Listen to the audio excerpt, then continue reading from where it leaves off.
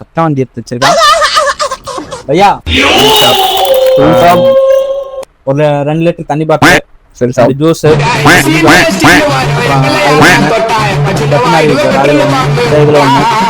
அதான் எடுத்து கொடு.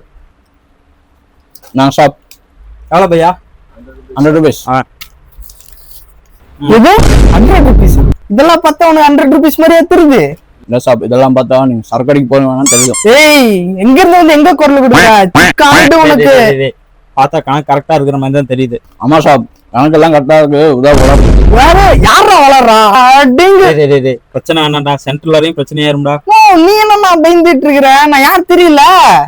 யார் சாப் நீங்க? ஏய், அதே நான் தம்பிடா.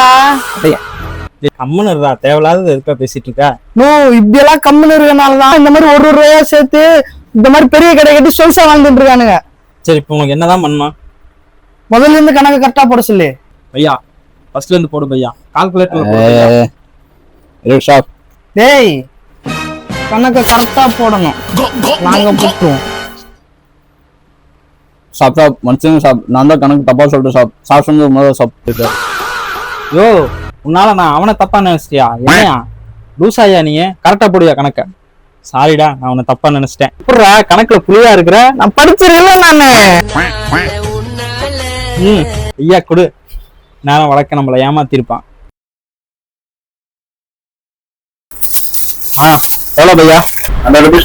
150. சத்தியா 50 rupees. இன்னும் கொஞ்ச நேரத்துல 100 ரூபான்னு சொல்லி ஏமாத்திருப்பான் நம்மள. டேய் லூசு, 150னா 50 ரூபா இல்லடா, 150 ரூபா. 150 ரூபாயா? டேய், கணக்கு கரெக்டா போடுறா. போட வேண்டியது கணக்கு இல்லடா, உன்னதான்.